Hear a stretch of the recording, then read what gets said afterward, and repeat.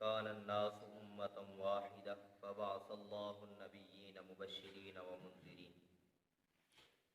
یہ جہاد کی ترغیب نمبر 6 ہے۔ فرمایا توحیدی مذہب یہ میرا متفق علیہ اور فطری مذہب ہے۔ ابتدا ہی سے یہ مذہب میں نے دیا، لوگ اسی مذہب پر تھے، لوگوں نے بعد میں اس میں آ کر کے اختلاف ڈالا، لہذا اٹھو اور اس فطری اور متفق علیہ مذہب کے خلاف جو بھی لوگ کر رہے ہیں ان کے خلاف تم جہاد کرو۔ کان الناس امۃ واحدہ، تھے لوگ جماعت ایک جماعت تھے، تمام کے تمام متفقین علی التوحید۔ روح المعانی کے اندر تفسیر روح المعانی کی عبارت کہ تمام کے تمام توحید پر متفق تھے، ایک ہی مذہب کے تمام پیروکار تھے، ایک ہی مذہب پر کاربند تھے۔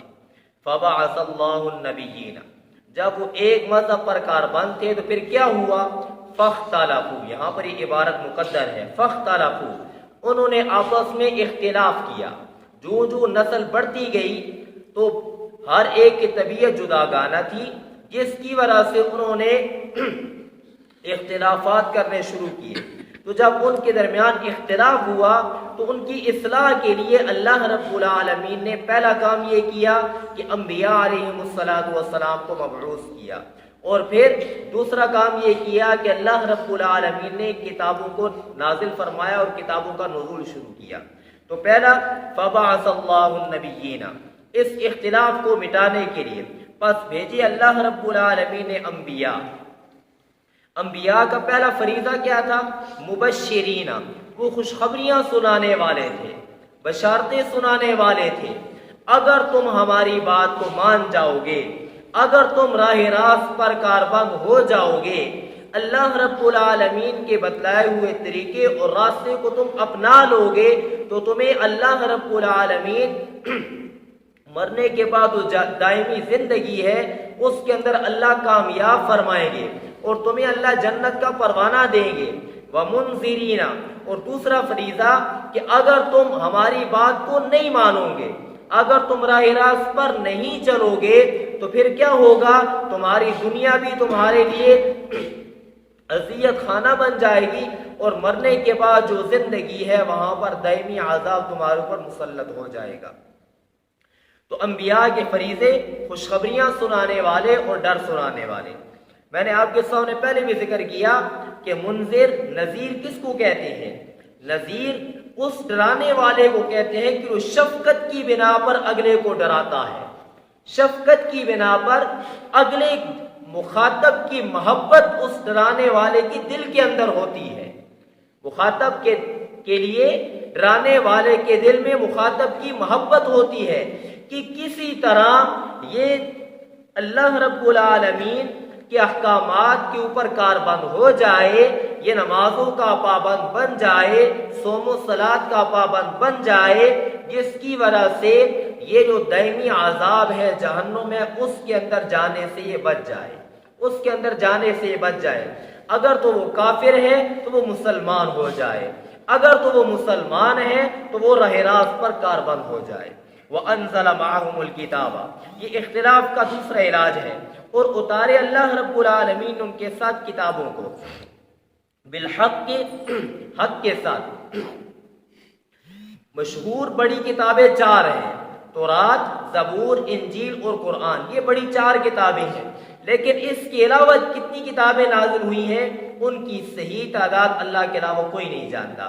اسی طرح انبیاء علیہم السلام کی تعداد 1,24,000 جو بتلائی جاتی ہے، کم و بیش ان کی جو صحیح تعداد ہے وہ اللہ ہی جانتا ہے، اللہ کے علاوہ کوئی بھی نہیں جانتا۔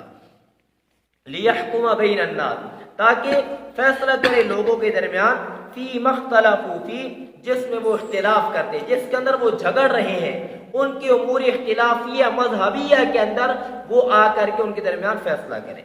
وَمَا اخْتَلَفَ فِيهِ إِلَّا الَّذِينَ أُوتُوهُ، یہاں پر اللہ 3 سوالوں کے جواب دیں گے کہ یہ اختلاف ڈالا کس نے۔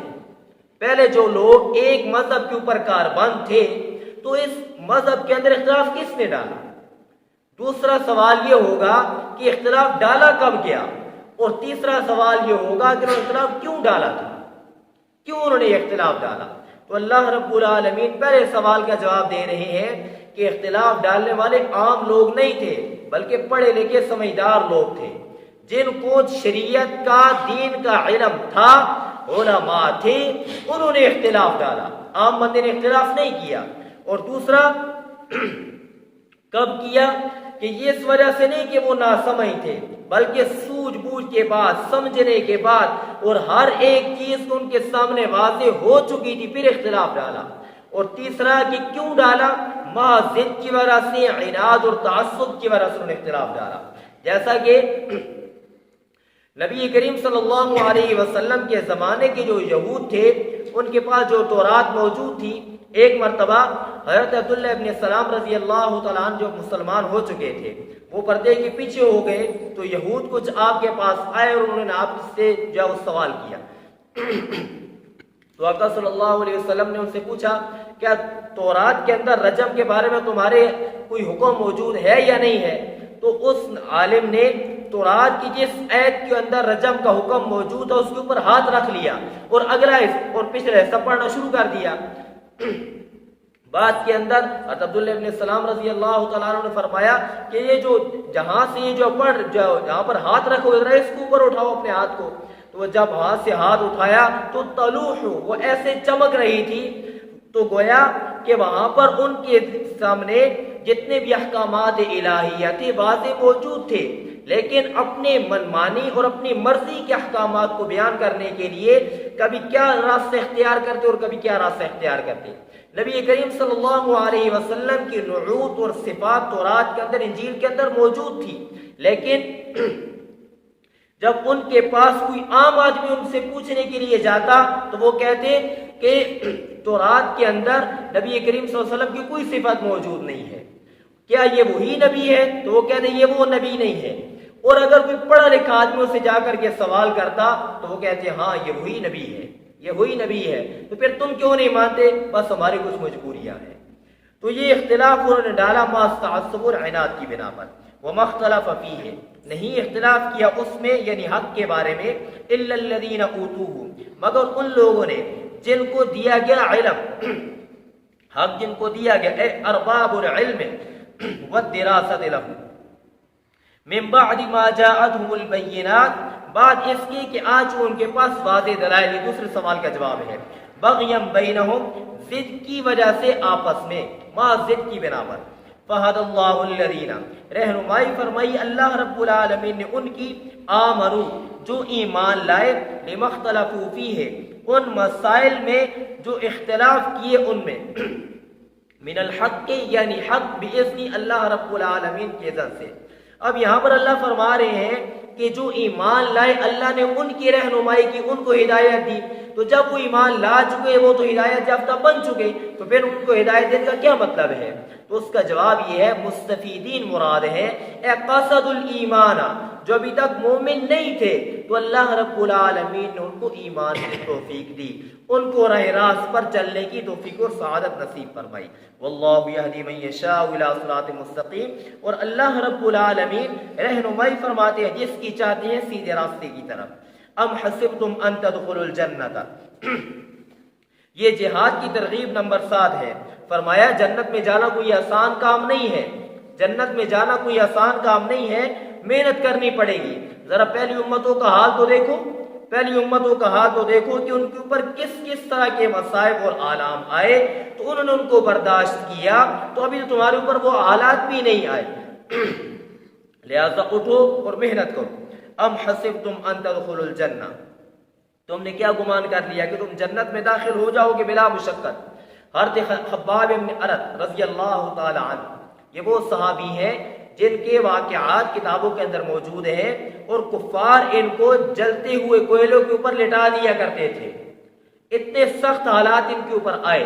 ایک مرتبہ یہ نبی کریم صلی اللہ علیہ وسلم کی خدمت کے اندر حاضر ہوئے اور اب فرمایا کہ اللہ سے دعا کر دیجئے، کفار نے بڑے مظالم ڈھائے ہیں، بہت سخت حالات ہیں، آپ اللہ سے دعا کر دیجئے۔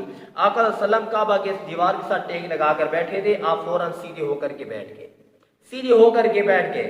और आपने फरमाया अभी तक तुम्हारे ऊपर वो हालात नहीं आए जो पहलों के ऊपर आए थे। जी पहलों के ऊपर क्या हालात आए थे?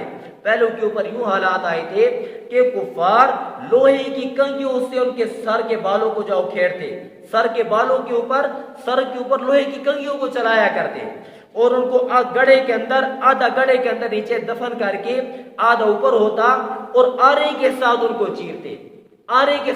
चीरते। एक मर्तबा कत्ल करना ये आसान है, एक ही मर्तबा जान चली गई, लेकिन आरे के साथ ऐसे चीरना जिस तरीके से लकड़ी को काटा जाता है। तो फरमाया इतने सख्त हालात उनके ऊपर आए। और दूसरा सूरतुल अनकबूत के अंदर अल्लाह रब्बुल आलमीन ने इसी की रक्षा खींचा है, हसिबन्नास अन युतरकू अन यकूलू आमन्ना, लोगों को महज ये कहने पर कि हम ईमान ले आए तो छोड़ दिया जाएगा, उनको आजमाया नहीं जाएगा। हाँ, उनको आजमाया जरूर जाएगा, ठोंक बजा करके देखा जाएगा। वलम्मा यअतिकुम, अभी तक नहीं आए, मसलुल लदीना, वाक़िआत उन लोगों के, खलऊ मिन क़ब्लिकुम, जो गुजर चुके तुमसे पहले। वाक़िआत नहीं आए क्या मतलब? वाक़िआत हमको मालूम हो चुके हैं, मतलब यह है कि जो हालात उनके साथ पेश आए तुम्हारे ऊपर अभी तक वो हालात नहीं आए। आप गौर कर लें कि अभी जो जमातें चलती हैं तो क्या इन जमातों के साथ वो हालात होते हैं जो अंबिया अलैहिस्सलाम के साथ या सहाबा के साथ हुए थे? कतआन नहीं होते। अभी तो लोग इकराम करते हैं, अभी तो लोग नुसरत करते हैं, आगे से जो खाने होते हैं सब कुछ होते हैं, अभी तक वो हालात नहीं आए। तो फरमाया अभी तक तुम्हारे ऊपर वो हालात नहीं आए और अभी से तुम जाओ मायूस होकर के बैठ गए हो। मस्सतहुमुल बअसा, मुखालिफिन की तरफ से पहुंची उनको अल बअसा, तंगियां, शिद्दतुल फक्र वज़र्रा, ज़रर बदनी, बीमारियां, वज़ुलज़िलू, और वो झंझोड़े गए, बि अनवाइल बला, मुख्तलिफ किस्म के मसाइब के साथ उनको झंझोड़ा गया। तफसीर जलालैन ने मना किया। हत्ता यक़ूल रसूल, यहाँ तक के बोल उठे रसूल, वल्लज़ीना आमनू, और वो लोग जो ईमान लाए, माहू, अंबिया के साथ, मता नसरुल्लाह, कब आएगी अल्लाह की इमदाद? अल्लाह की इमदाद कब आएगी? यहाँ तक कि वो ये बोल उठे। अब यहाँ पर ये ज़हन में बात रखने की है कि अंबिया अलैहिस्सलाम और अंबिया के जो सहाबा थे उन्होंने ये जुमला इर्तियाब और शक की वजह से नहीं कहा था कि उनको पास शक था कि हम अल्लाह को मानने वाले हैं और अगर अल्लाह है और कुदरतों वाला है तो फिर अल्लाह रब्बुल आलमीन जो हमारे मुखालिफीन उनको पकड़ता क्यों नहीं है? उनको ये शक नहीं था, बल्कि ये तमन्नी है। अल्लाह से वो इल्तिजा कर रहे हैं, जारियां कर रहे हैं, अल्लाह अपनी इमदाद को भेज दीजिए। अला इन्ना नस्रुल्लाहि करीब, अल्लाह ने जवाब दिया, खबरदार, आगाह हो जाओ, इन्ना नस्रुल्लाहि करीब, बेशक अल्लाह की मदद बहुत ही करीब है। यहाँ तक ये जिहाद की तरगीबात थी। आगे जिहाद के लिए इन्फाक की ज़रूरत है, अपने मालों को जान भी लगानी है, अल्लाह की राह में माल भी लगाना है, तो आगे इन्फाक की सबीलिल्लाह का बयान है।